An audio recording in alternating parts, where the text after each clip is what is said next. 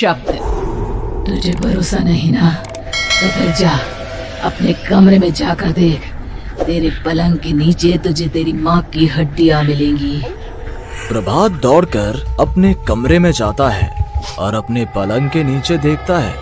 वहां पर सचमुच एक कंकाल पड़ा हुआ था और उसके शरीर पर जो कपड़े थे वो प्रभात की माँ के थे। क्या बात है, आज तो आप सुबह से ही बहुत बिजी हैं। ऐसा क्या लिख रहे हैं? बस एक फैमिली की कहानी लिख रहा था। जैसे हमारी फैमिली है ना, तुम, माँ और मैं, लेकिन थोड़े अलग तरीके से, क्योंकि ये कहानी हॉरर है और इसमें जो आदमी है ना, मैंने उसकी बीवी को मार दिया है। मतलब कहानी में ऐसा लिखा है। और जानती हो, उसके बाद जो बीवी है ना, वो एक बुरी आत्मा बन जाती है। क्या बेटा, इस तरह की डरावनी कहानियां क्यों लिखता है तू? जानता है ना, हम जो सोचते हैं, जो लिखते हैं, हमारा दिमाग पूरा दिन वैसा ही होता रहता है। माँ, परेशान होने वाली क्या बात है? राइटर हूँ मैं, मेरा तो काम है कहानियां लिखना। और वैसे भी ये सिर्फ एक कहानी है माँ, कोई सच नहीं है। उसके बाद कुछ दिन बीत जाते हैं। एक रात प्रभात को अपने ऑफिस से लौटने में देरी हो जाती है। रात के लगभग 12 बजे हुए थे। प्रभात जैसे ही अपने घर पहुंचता है, उसने देखा कि उसकी पत्नी दुर्गा डाइनिंग टेबल पर उसका इंतजार कर रही है। आ गए आप? कब से आपका इंतजार कर रही थी। देखिए ना, खाना भी ठंडा हो गया है। अरे दुर्गा, आज तुमने अपने इतने लंबे लंबे बालों को खोलकर क्यों रखा है? तुम तो हमेशा अपने बाल बांध कर रखती हो। वो क्या है ना प्रभात, जब इंसान अपनी जिंदगी से मुक्त हो जाता है ना, तो उसे दूसरे सारे बंधन खोल देने चाहिए। इसलिए मैंने अपने बालों के बंधन भी खोल दिए। ये तुम किस तरह की बातें कर रही हो? तुम ठीक तो हो? मैं बिल्कुल ठीक हूँ प्रभात। अच्छा चलो खाना खाओ। वो क्या है ना दुर्गा, मुझे भूख नहीं है। ऑफिस में कुछ खा लिया था। कोई बात नहीं, मैं तुम्हारे लिए एप्पल काट देती हूँ, एप्पल खा लो। नहीं दुर्गा, मुझे नहीं खाना है, मेरा मन नहीं है यार। तभी अचानक से दुर्गा अपने हाथ में एक बड़ा सा चाकू लेकर प्रभात पर हमला कर देती है। प्रभात अपने आप को बचाने की कोशिश करता है। आज मैं तुझे नहीं छोड़ूंगी, तुझे अपने साथ लेकर जाऊंगी अपनी दुनिया में। ये क्या बोल रही हो तुम? तुम्हारा दिमाग खराब हो गया है। आखिर तुम हो कौन? दुर्गा अपनी गर्दन टेढ़ी करते हुए बोलती है। मैं दुर्गा हूँ, तुम्हारी पत्नी। ध्यान से देखो मेरी आंखों में। प्रभात बुरी तरह से डर जाता है और घबराहट में वो चाकू अपनी पत्नी के पेट में मार देता है। उसकी पत्नी की वहीं के वहीं मौत हो जाती है और उसकी चीख की आवाज सुनकर उर्मिला दौड़ते हुए बाहर आती है। ये तूने क्या किया प्रभात? तुमने अपनी पत्नी का खून कर दिया। लेकिन तू तो उसे बहुत प्यार करता था बेटा। तूने बहू को क्यों मार डाला? माँ, ये आपकी बहू नहीं थी, इसके अंदर कोई बुरी आत्मा घुसाई थी। मैं नहीं जानता ये सब कैसे हो गया, लेकिन वो मुझ पर हमला कर रही थी, मुझे मारने की कोशिश कर रही थी। माँ, मैंने कुछ नहीं किया। ये तूने क्या कर दिया बेटा? दुर्गा ने मुझे कहा था कि वो तेरी कहानी के उस कैरेक्टर की तरह एक्टिंग करके तुझे डराने की कोशिश करेगी। अरे वो तो तेरे साथ मजाक कर रही थी। हे भगवान, ये क्या हो गया? इसका मतलब दुर्गा। लेकिन माँ, मैंने जो कहानी लिखी थी उसमें भी ऐसा ही हुआ था। उस औरत ने अपने पति के साथ मजाक किया और गलती से उसके पति ने उसके पेट में चाकू मार दिया। मेरी कहानी सच कैसे हो सकती है? माँ, मुझे बहुत डर लग रहा है। अब ये सोच, दुर्गा की लाश का क्या करें हम? अगर गलती से भी ये बात बाहर फैल गई ना, तो तुझे पूरी जिंदगी जेल की सलाखों के पीछे रहना पड़ेगा। एक काम करते हैं माँ, हम घर के पीछे वाले बगीचे में उसकी लाश को दबा देते हैं। अगर कोई पूछेगा तो कह देंगे कि उर्मिला अपने मायके गई और फिर एक दिन हम भी अचानक यहाँ से कहीं दूर चले जाएंगे। कोई नहीं आएगा हमें पूछने, कोई नहीं आएगा माँ, बाद में जो होगा हम देख लेंगे। प्रभात अपनी माँ उर्मिला की मदद से दुर्गा की लाश को अपने घर के बगीचे में गाड़ देता है। कुछ दिन तो ऐसे ही बीत जाते हैं, लेकिन एक दिन अचानक रसोई से आ रही कुछ आवाजें सुनकर प्रभात की नींद खुलती है। प्रभात ने देखा कि वहां पर एक लंबे बालों वाली औरत दूसरी तरफ चेहरा करके खड़ी हुई थी। कौन है? कौन है वहां पर? अरे कौन हो तुम? मैं दुर्गा हूँ प्रभात। क्या हुआ? मुझसे इस तरह के सवाल क्यों कर रहे हो तुम? तुम दुर्गा नहीं हो सकती। दुर्गा तो प्रभात, मैं तुम्हारी पत्नी हूँ, तुम मुझे कैसे भूल सकते हो?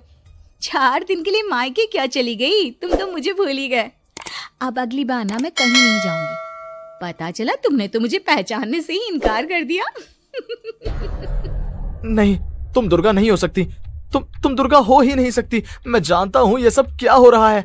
मैंने अपनी कहानी में लिखा था कि उस आदमी की पत्नी की मौत के बाद एक बुरी आत्मा उसका रूप लेकर उसके घर में आ जाती है। तुम वही हो ना? और अचानक से खूबसूरत दुर्गा का चेहरा काला पड़ जाता है। उसकी आंखें लाल हो जाती हैं और पूरे शरीर पर बाल, लंबे नुकीले नाखून, उसके दोनों पैर उल्टे हो जाते हैं और बेहद डरावनी आवाज में वो चिल्लाकर कहती है, बुरी आत्मा, मेरा खून करके मुझे अपने ही घर में गाड़ कर तू मुझे बुरी आत्मा कह रहा है? मैं तुझे छोड़ूंगी नहीं। और अचानक से प्रभात के घर में बेहद डरावनी आवाजें गूंजने लगती हैं। घर में चारों तरफ बहुत सारी बुरी आत्माएं नजर आने लगती हैं। प्रभात घबरा कर अपनी माँ को आवाज देता है, माँ कहाँ है आप? जल्दी आइए माँ, देखिए ना ये सब क्या हो रहा है। प्रभात ने देखा कि अचानक से उसकी माँ कमरे से दौड़ कर आती है। क्या हुआ प्रभात? और ये लोग कौन है? इन सब की गर्दन टेढ़ी क्यों है? इनके बाल खुले हुए। प्रभात, ये सब लोग तो मुझे मरे हुए नजर आ रहे हैं। हाँ माँ, ये सब लोग मरे हुए ही हैं और ये ठीक वैसा ही हो रहा है जैसा मेरी कहानी में हुआ था। लेकिन मेरी कहानी के हिसाब से तो आप भी। अचानक से उर्मिला का रूप बदल जाता है। वो भी एक डरावने साए की तरह बन जाती है और बेहद डरावनी आवाज में चिल्ला चिल्ला कर कहती है, मर गई तेरी माँ। जानता है, कल रात जब तू सो रहा था ना, तो मैंने उसके शरीर का सारा खून पी लिया। अब बस हड्डियां बची है उसके शरीर में। नहीं, ऐसा नहीं हो सकता। ऐसा बिल्कुल नहीं हो सकता। मेरी माँ नहीं मर सकती। तुझे भरोसा नहीं ना? तो फिर जा, अपने कमरे में जाकर देख।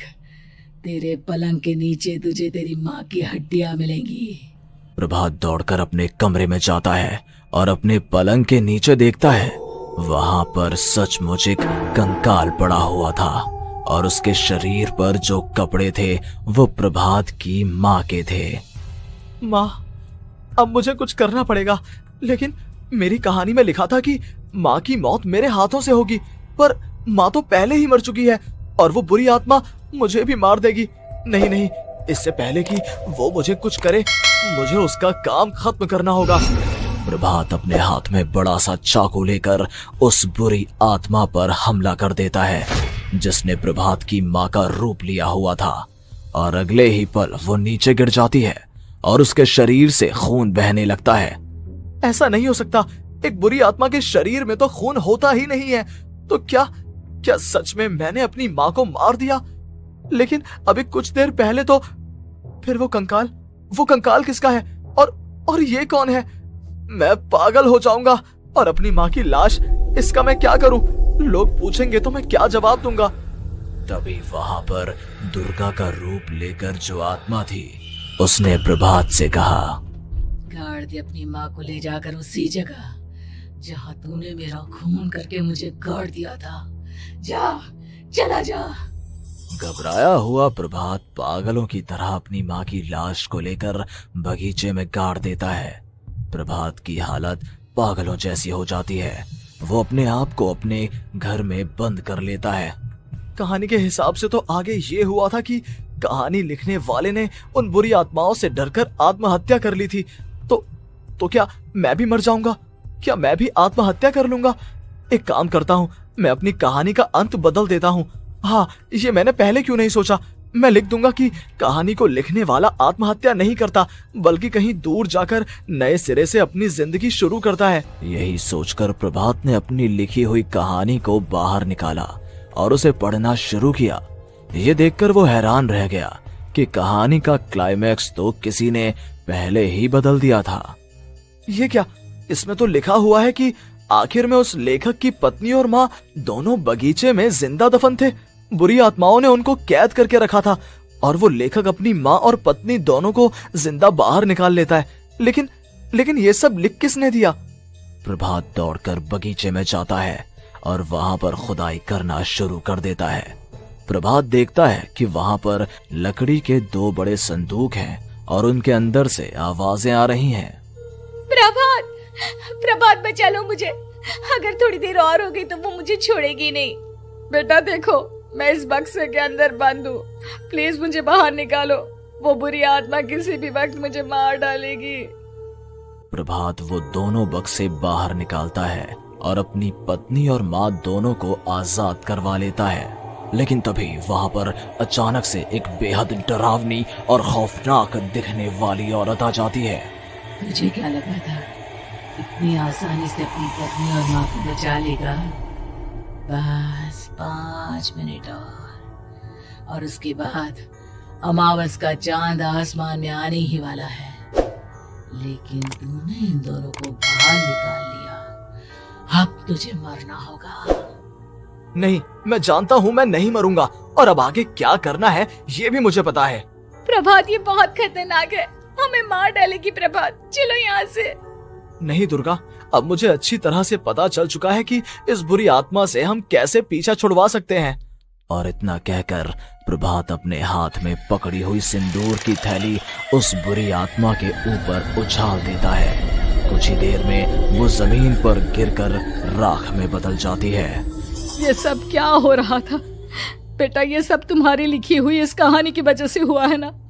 नहीं माँ, पहले मुझे भी ऐसा ही लगा, लेकिन बाद में पता चला कि बरसों पहले हमारे इस बगीचे की जमीन के अंदर किसी को जिंदा गाड़ दिया गया था और बस उसी औरत की आत्मा हमें परेशान कर रही थी। उसी ने मेरे शब्दों में जान डालकर उस कहानी को जिंदा कर दिया था। मुझे माफ कर दो प्रभात, मैंने आपकी कहानी के साथ छेड़छाड़ की थी और उसे बदल दिया था। माफी मांगने की जरूरत नहीं है दुर्गा, तुम्हारे उस बदलाव की वजह से ही आज हम सब जिंदा हैं, क्योंकि आखिर में कहानी में वो हुआ जो तुमने लिखा था।